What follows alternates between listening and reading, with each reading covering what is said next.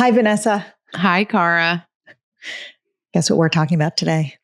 Oh, sex ed. We are. It's a revisit, but it's completely new.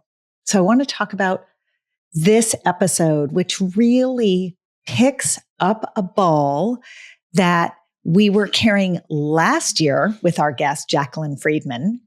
And she's back to talk about what has changed over the past year. And in particular, what is going to evolve and change over the next few weeks and months and years, given a shift in the political administration. And this is not a political episode. I want to be very clear. This is an episode that is myth busting and that is aimed at helping people understand what are the facts around sex education. Where were they the last time we left off this episode? Where have they moved to? And what we as Americans can anticipate about where sex education laws and rules are going. And if we can lay out all that information, then we can empower people to be part of the conversations in their local schools and communities and states. And we can also have our eyes wide open, as opposed to doing the thing that, I don't know about you, Vanessa, but I so often want to do, which is just bury my head in the sand when something feels hard. Yeah, I mean, this isn't a political episode, but this is a political issue. Access to sex ed is a political issue, and it is becoming even more so, which is kind of fascinating because we created a health and sex ed curriculum that is in several schools across several states, and is only becoming more popular and is being adopted by different schools in different states. And at the same time, we are facing major shifts in the landscape of the United States of America on the federal level, the state level, the municipal level. So Jaclyn will break all of that down. We turn to her because she's the founder and executive director of Educate Us. And their mission, it's a nonprofit, and their mission is organizing for universal sex ed around the country. She's a lifelong activist, advocate, and organizer. And she, as you will hear, is deeply passionate and knowledgeable on this subject. Her work began by popularizing and globalizing affirmative consent standards of sexual consent. And a quick shameless plug, because you did mention that we have a school-based curriculum. If anyone's interested in learning more, just go to lessawkward.com, the curriculum tab, or email us at operations@lessawkward.com or DM us on social, and we are happy to share information. So now let's get into conversation with Jaclyn Friedman. Hi, Jaclyn. Hi. So good to see you. Thanks for joining us. Yeah, it's great to be back. So in your role as founder and executive director of Educate Us, you are at the helm of a nonprofit organizing for universal sex ed around the country. Yeah. You have joined us before to kind of give us the landscape of where sex ed is at this point now was. This is about a year ago. And we're now in a moment of real change. Even before the election and inauguration in January of 2024, there was already lots of change happening, and we anticipate more change. The conversation today is about separating fact from fiction. We're going to rely on you and your deep knowledge and eyes and ears on the ground to help us all understand what has changed, what is changing, and what we really don't know yet about what may or may not happen.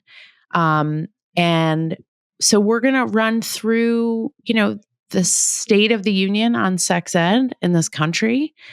And just so appreciate your being with us today. Well, I appreciate you having me, and I appreciate your community that you've built up, because you all are the exact folks that we need right now to be engaged on the issue of sex ed. So I'm really, really glad to be here. I do feel like maybe we should timestamp when we're recording this, because things may shift slightly or somewhat even between now and whenever this episode comes out. So we should say we're recording this on the Wednesday after the inauguration, 2 days after Trump was inaugurated. So it's Wednesday, January 22nd. And as Cara likes to say, it's a little bit like the second you drive a car off the lot, the value rapidly drops. Or as my dad once said, we were sitting on a new couch my mom had bought, and he was like, it's now worth so much less than what we paid for it. But thank God, this is not about the monetary value. This is about the informational value. And even as things shift and change in coming days, weeks, months, and years, the information Jaclyn's going to share is still super valuable. Let me just add, if sex ed had vast monetary value, that would be awesome. Okay, here we go. Jaclyn, she's like living in a dream world there, lady. No, I would love that if we valued the things that are actually of value in this culture. I know, would be silly idea. Incredible. Yeah. Incredible. So let's start with following up the actual timestamp with a factual timestamp. Yes. I like that, Cara. That was a very snazzy transition. Yeah, it's not going to make it to the social media clip, but it's great for the audio. What has already shifted? So maybe you can do a quick, like, the last time you were here a year ago, this was the state of affairs. And we'll get deep into on the federal level, on the state level, on the local level. But here's where we were a year ago. Here's actually where we are today before we get to where we're going. I mean, the reality is not much has changed, because sex ed is largely regulated on the state and local level, school board, school district level. The federal government does not tend to do a lot other than offer funding to incentivize either sex education or abstinence propaganda, depending on the administration, or to disincentivize the teaching of sex ed. So not a lot has actually changed. We actually know from our own research that sex ed is, if anything, slightly more popular a year later in terms of public opinion. Depending on where listeners are, something may have changed in your school district or your state about sex ed. But fundamentally, what's changed are the vibes. We've had using the technical term. Yes, the medical term. But wait, before we move on to the vibe shift, we get this question a lot, actually. What do you think has driven that sort of shift towards talking about this stuff more, this sort of social acceptance piece of it a little bit more? Do you have any theories on why that needle has moved over time? Talking about sex education? Yes. Oh, I mean, I think it is in response to overreach by groups like Moms for Liberty. Mm-hmm. I think that they said a lot of things that made people think that they were reasonable when they came on the scene. And then people understood really in their own lives and saw what it meant to shut down abortion access, right? To attack trans kids, to take books on curricula out of schools. And people don't like those things. Those are all very unpopular things. And so people have started to understand the salience of sex education in a new, more urgent way. People have always supported sex ed. If you take public opinion polling, they mostly just haven't thought about it very much because it hasn't seemed very important. And now I think the opposition has done a great job. The opposition to sex ed has done a great job of showing us why it's important.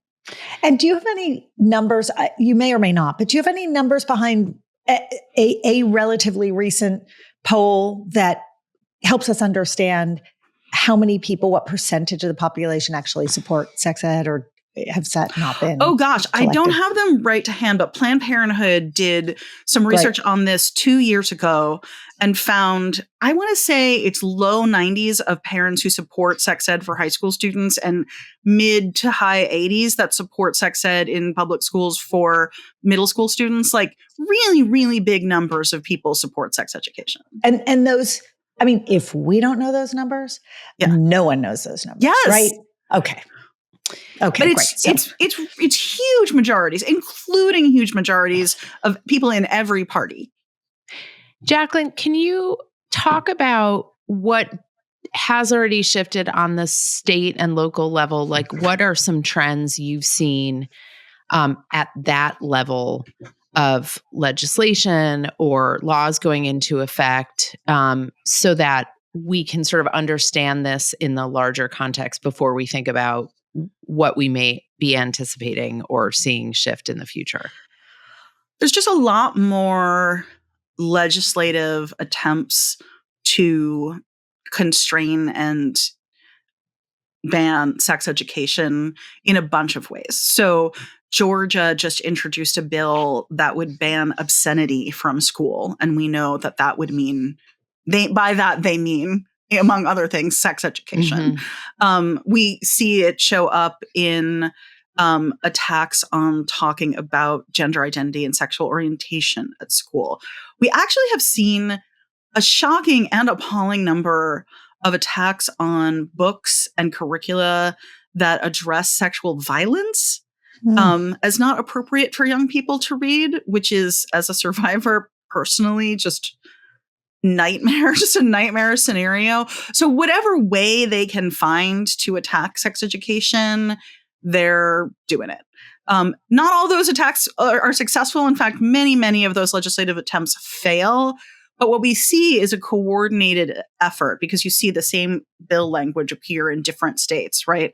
A coordinated effort to throw as much at the wall as possible and figure out what approach is going to be popular right now. What's going to be effective. And just, just a level set on things like the word obscenity. We've talked about this on this podcast before, but The Care and Keeping of You has been removed from libraries in various parts of the country because it is, quote, obscene. And that is a book about how bodies change for 8-year-olds. So I think when we hear these words, it's hard to comprehend what they can encompass. But a term like obscenity really can mean so many different things to so many different people. And that's some of what is shifting, always shifting, right? Is the definition of these terms and what people mean by it and what the general public might think is meant versus what the lawmakers actually write in the law. I mean, it gets messy. Yeah.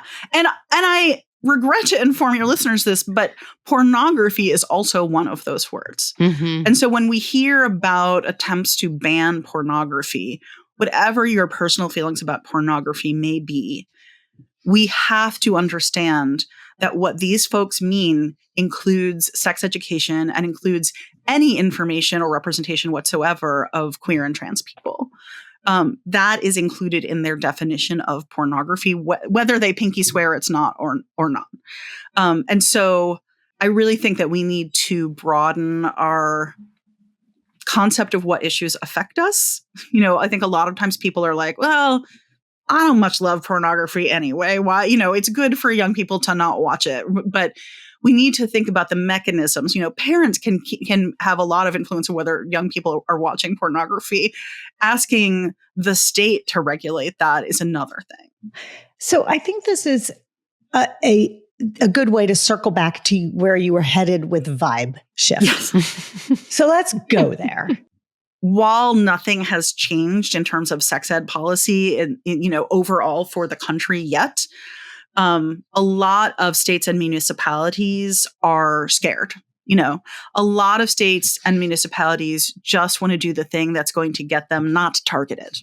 And that makes it harder for us at Educate Us and folks on the ground who want to do advocacy in their own communities to make progress to improve sex education in schools. just because you've got that extra barrier to overcome. Let's pause for a second there, Jaclyn, and just dive into, I want people to really understand what actually exists on a federal level, what impact the federal government can have on funding available to local and state. So there are a couple of versions of national sex ed standards, but they have not been approved as a national standard by the federal government. Correct. The federal government has no sex ed standards whatsoever.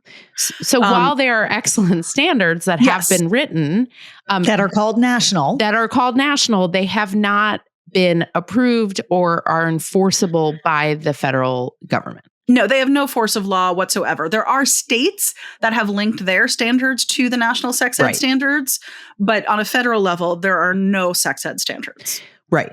And another thing to keep in mind as we dive into state and municipal governments is that they have seen a cliff of federal funding after the COVID funding stopped in this past year. So many of these school boards and school districts are already dealing with a serious loss of funding for their districts and communities. So, Vanessa, for the people who don't know that history, do you want to give just a little backstory there? So as anyone who was conscious and alive knows, that schooling during COVID was deeply complicated, and school boards, entire states were scrambling about how to educate children in this moment of incredible crisis and virtual schooling, all of those things. The funding during COVID to schools, it was federal funding that went to schools, was called the ESSER funding. And what they called in this past year when that funding ran out was the ESSER cliff, which meant schools completely, God forbid, but went off a cliff in terms of their funding. So they had a lot more resources than they had been accustomed to previously. And now those resources have gone away. And so they're already, they were already dealing with working at a deficit. Then they had this funding, which was oh my God, we actually have some money to do some stuff. And now that funding has gone away. So that's the context in which, Jaclyn, I'd love for you to talk about why schools would be afraid of pissing off the federal government. Well, and it is the agenda of the new administration to end universal public schooling. They don't want public schools to exist. You'll hear them call them government schools. And we've seen for years, since COVID, a re-emergence of attacks on public schooling that make public trust in public schools lower than it has been in a very long time. Because public schooling is a democratizing force, right? Because when you have an educated populace and everybody has equal access to that education, they're harder to control.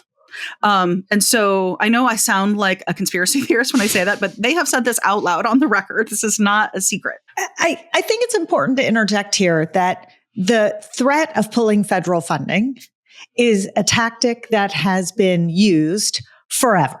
Yes. And so, just to contextualize, this is a well-known strategy. And on the healthcare medical side, we have seen for a long time, and we see right now in a new way, the same threats of pulling funding for certain types of medical care. So this is not to say to the listeners out there, this is not to say that piece of it is at all new. What's new, because we're really trying to define where we are at this moment, what's new is this current administration's set of threats, if you will, in terms of what they will and won't fund, which look different than the last administration's set. And I think that's important. I think this is the perfect moment to go a little more local and talk about states, because states do have standards on the books. Some of them. And those standards are not necessarily enforced, though they are enforceable. So I'd love to talk about that. And then get to the next step, which is in many ways the most fascinating layer, which is the hyper-local municipality school board layer. Yeah.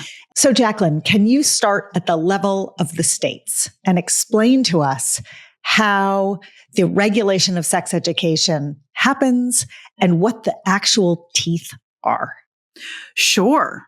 I will start with the second part, which is the dirty secret about state level regulation of sex education is that almost none of those laws on the books in any state have any teeth. Mm-hmm. That people need to enforce them. The Department of Ed is not empowered to enforce them. There are not sanctions built into those bills in order to get them passed. And so we are, for example, in California, which has a great law on the books called the California Healthy Youth Act. We are working with a community that I'm not going to name for strategic reasons in Central California, immigrant community, farm worker community, where they've just been not in compliance. And we have had to use old-fashioned organizing skills and some new-fashioned organizing skills to convince them to start to come into compliance, because the states do not have a mandate or a budget to do enforcement. And so that's something that no matter what state you live in, you could work on and push on, right? So you can, even if you live in California, you can be like, oh, we have this great sex ed bill, we're all set. No, it would be incredible to pass something that gave that thing teeth, so that folks like us and the folks in this community we're working with don't have to fight for, each community by community battle. Jaclyn, can we drill down on the ways in which you convince school boards or municipalities of the benefits to the entire community of actually teaching and enforcing the sex ed? Like, what kind of data do you gather? What kind of tools do you use to convince people that actually everybody is better off? Sorry, this is a leading question. If you actually teach kids sex ed. Okay, so can I just layer onto that, because it sounds like from your last answer, the states have no teeth, so it really is up to the municipalities. It is, even in states with good laws on the books. And I should back up. I will get to that and answer Vanessa. I should back up and say the overall answer on states is it's a total patchwork quilt of what state policies are on the books. Some states, like the one I live in Massachusetts, has like a 25-year-old meaningless statute on the books and like fundamentally no standards. And they didn't pass really robust standards last year, right? It wasn't passed. We've been trying for like 6+ legislative cycles. But yes, once again, last year, the House declined to take it up, even though it's hugely popular in Massachusetts. Some states have good laws, as we were talking about. Some states have a piece of what you would want, something about menstrual education, for example, or consent education, but not a whole policy about sex education. Some states have bad policies on the books that say, if you teach anything about sex ed, you have to tell people that marriage is between a man and a woman. You shouldn't ever have sex outside of wedlock. So it's really a wide range. And folks can go to siecus.org. That's SIECUS.org. And they have a report on every state and what the policy is and what the state of play is where you live, if you're wondering. And that's how we built our health and sex ed curriculum. For Less Awkward was starting at Siecus, and we have, a 50-tab spreadsheet that started there. It's really, really thorough. And a perfect example of this is Elizabeth Rudge, who worked with us to build that 50-state spreadsheet. One of her favorite set of state standards was Nebraska's state standards. They are incredible, but are they enforced? No. So there lies and the so it rub. really, the rubber meets the road for sex ed in your community. Mm-hmm. If you live in the United States, you live in a school district. whether you have kids or not in that school district, you have a say in that school district, because one of the things I say to convince communities that this is important is this is not just about whether an individual kid gets pregnant or gets an STI or knows how to access abortion, or it is all of that stuff. But sex ed in schools reduces bullying in schools, improves academic performance, because when kids feel safer in schools, they actually can concentrate on schoolwork. It increases the ideas that kids are going to stick up for themselves, for each other, if they see somebody else being bullied. It really has incredible benefits for the entire community. And then I also say, like, imagine if our leaders all had good sex ed, maybe they would be making better policies already. But the answer is sometimes we convince them through political pressure. Mm-hmm. So school board members are elected in almost every place. There are a handful of cities where they're appointed by the mayor or city council, but almost everywhere, school board members are directly elected by you.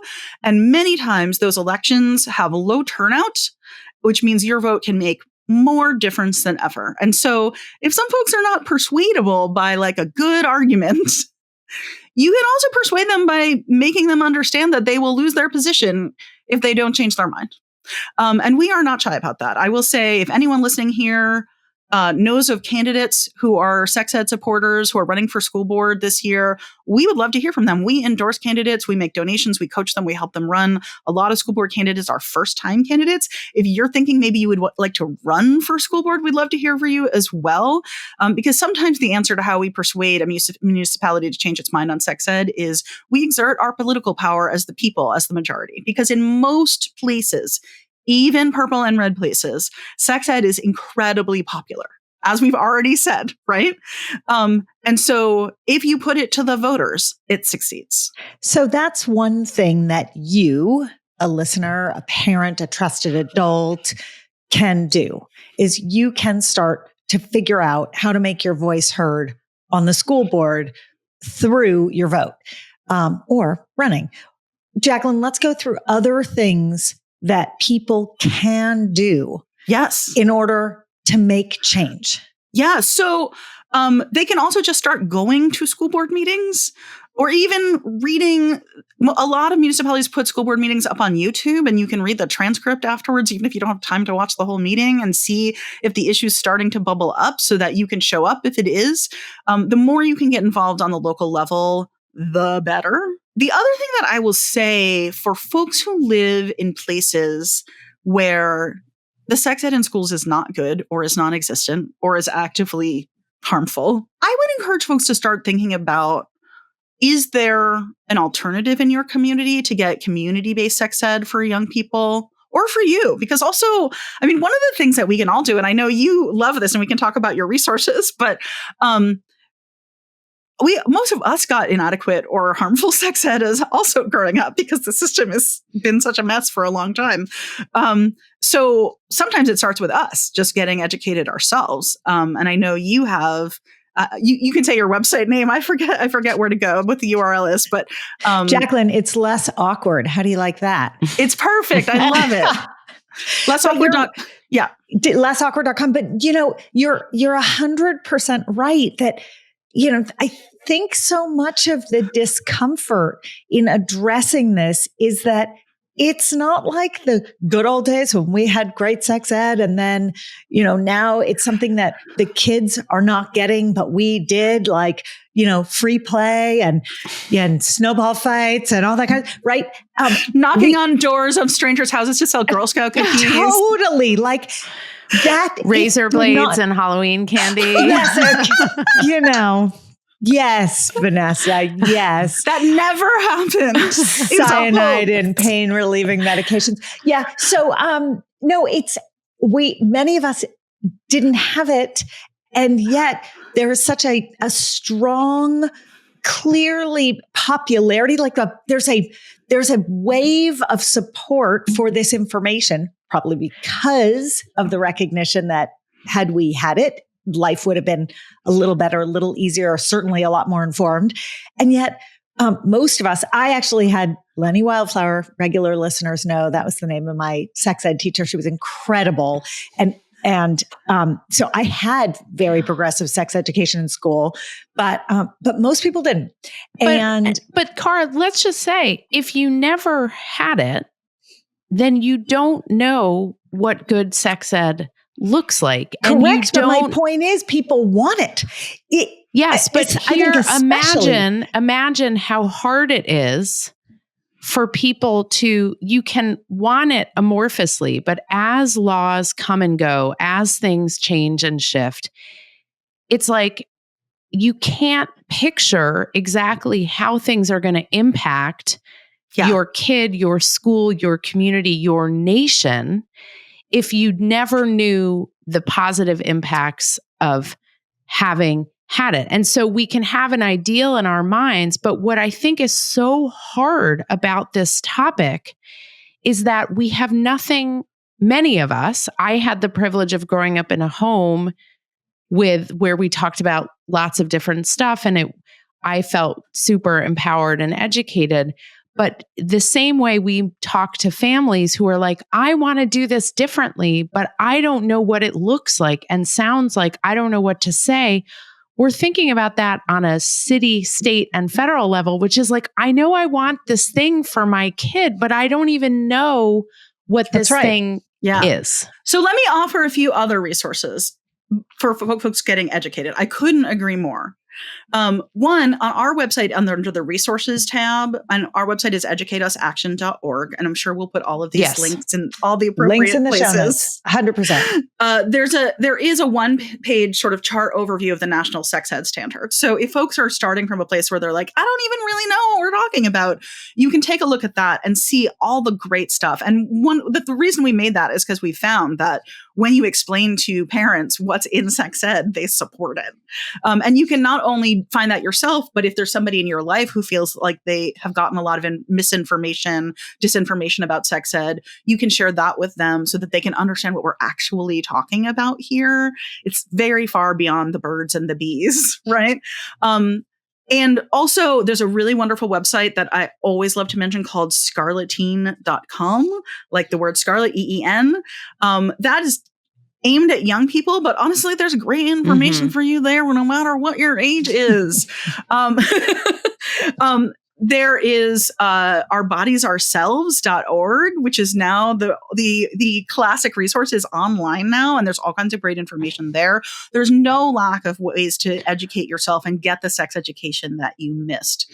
I do want to Jaclyn, there's nothing better though than the 4-inch thick version of Our Bodies Ourselves that just weighs Cara, 5 pounds. I got to edit a couple of the chapters of the very last print edition. Oh my God. And it was one of the honors of my life to get to put my name on the book. Right. So people may not know that they actually stopped printing a physical book, which to me was like a dagger through the heart.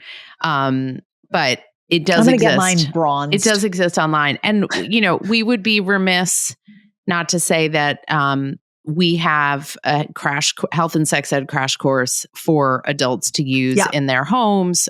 We have homeschooling families who are using it. We have educators who are using it to supplement. So that's part of our membership, but there are also lots of free resources, Advocates for Youth, amaze.org, Sex Positive Families, who you introduced us to, Jaclyn. So there are tons of great resources, organizations, companies out there. But you have to go looking for it, and you can't assume that your kids are going to get this information or this education from anyone else because, as we talked about earlier, there may be standards, but they're not necessarily being enforced. But I think it's important also if you're starting to get engaged on the school district level, to start by asking, like, what is being actually taught in schools, right? You may, again, I live in Massachusetts, and one of the things that is challenging for us as organizers here in Massachusetts is that most Massachusetts parents assume their kids are getting it in school because it's Massachusetts. And it's honestly very uneven what's happening in schools because there's no state standards. And if there were, there would be probably challenges with enforcement. So another thing you can do is ask questions about what is actually being taught. Ask your kid, but also ask the district so they know you care. I would be remiss if I didn't mention a tool on our website that we launched this fall, which is our Sex Ed 101 guide for school board members. And there's a tool right on the Get Involved tab on our website, which again is educateusaction.org, where if you fill out a little form just about where you live, we will CC you in an email to your school board members. So you don't even have to figure out how to email your school board members. Oh, that's awesome. And it will let your school board member know that you, their constituent, care about sex ed, want them to do more for sex ed, and it will explain to your school board member why the issue is important and provide them sample policies that they could work to advance.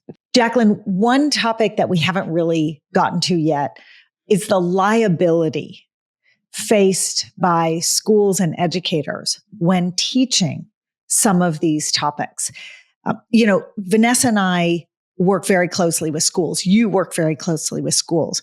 We have all had a ton of first-person experience where schools, whether it's educators or administrators or both, will describe to us issues that come up when educators cover topics that feel like third rail topics. And frankly, it's often not even what's discussed in the classroom. It's what's reported that was discussed in the classroom. And it had really, really big impacts on the educators, on the schools, in an effort to fact check where we are right now and where we're going.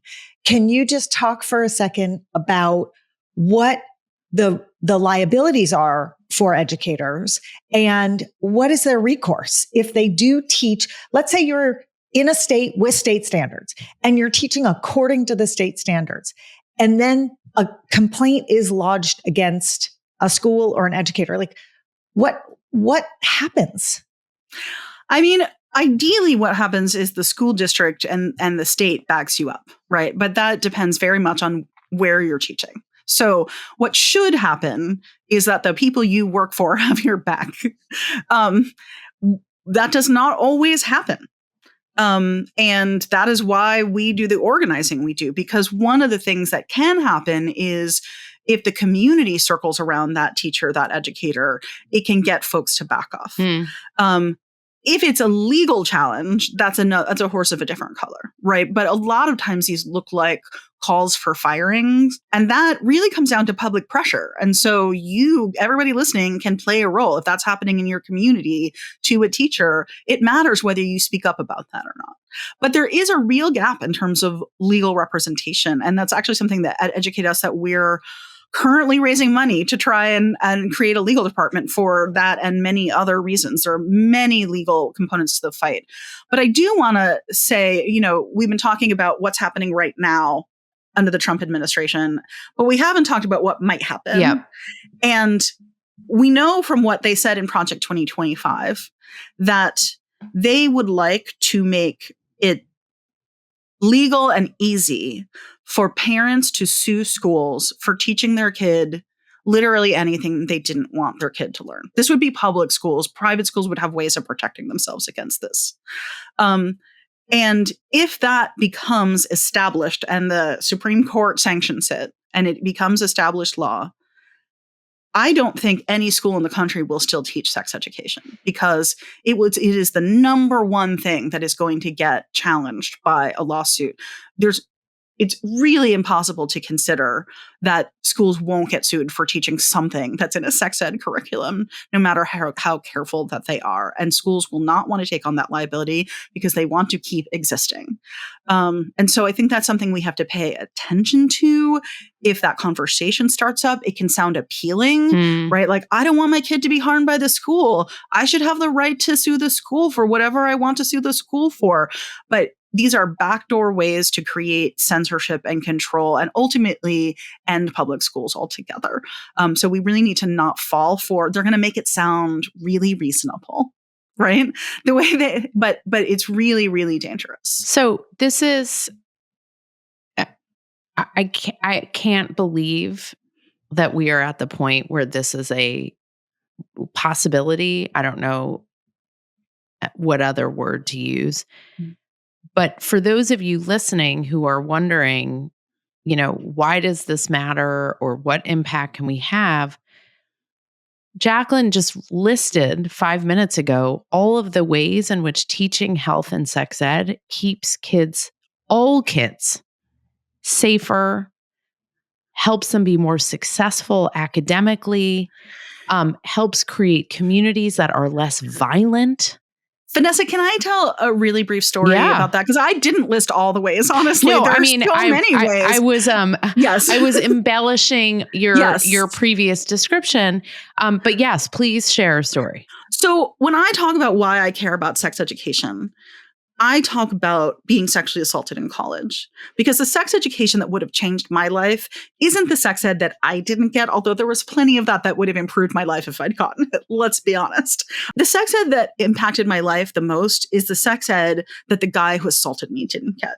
That he didn't grow up understanding that there were community standards around consent and he would be held to account if he violated them, changed my life profoundly. And that's why we need universal sex ed and not just sex ed for your kid. Like, we really need everybody to care about each other's sex ed, because we're not just living in nuclear families. It's great if you can keep your kids safe and get them the education that they're not getting at school. If they're not getting it at school, that's really important, but it's not the end, because we don't shift the culture unless we all get it. Right. Because the research tells us that school communities that teach sex ed are less violent in general, right? Yes. It's not just the one-on-one consent in a sexual encounter. There is less bullying. There is less violence amongst kids having nothing to do with sex as a result of the ways in which sex education teaches kids about relationships and treatment of other people.